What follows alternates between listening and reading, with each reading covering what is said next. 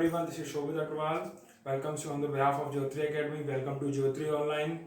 Here students, we are studying chemistry for class 11th and we are studying the second chapter, that is the structure of atom. In the previous videos, we have discussed about the discoveries of electrons and protons, and in today's video, we will discuss the first atomic model that was given by J.J. Thomson after the discovery of electrons and protons. The first time the scientist J.J. Thomson tries to explain the structure of atom, that how electrons and protons that will be situated in an atom.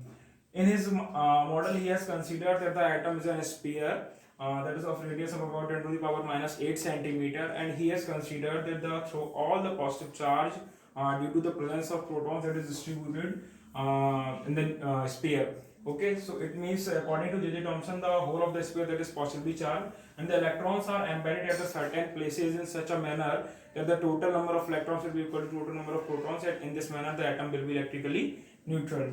The concept was filled after the Rutherford experiment that you have already discussed in the class 9, but we will also discuss it here. In the Rutherford experiment, the Rutherford made to fall the alpha particles on a gold foil, and he has observed that most of the alpha particles that moved straight away without any deflection. There are some alpha particles that got deflected at two small angles. You can see that this one and this one and this one. There is only few alpha particles that came back in the same direction in which they gone, just like this.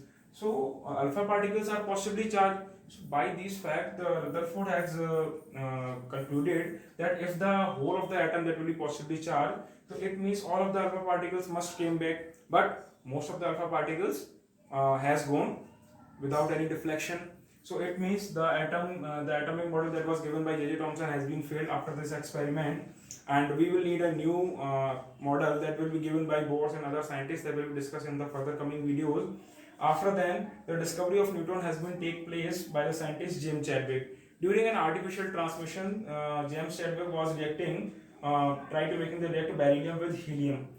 So with the reaction of beryllium and helium, he got the carbon, that is the most abundant compound element that is in nature, and in addition with the carbon, he also got a neutral element, not an element, neutral particle that has a mass of almost equal to the mass of proton, but it is neutral, it has no charge, neither positive and negative, and this neutral subatomic particle was considered neutron.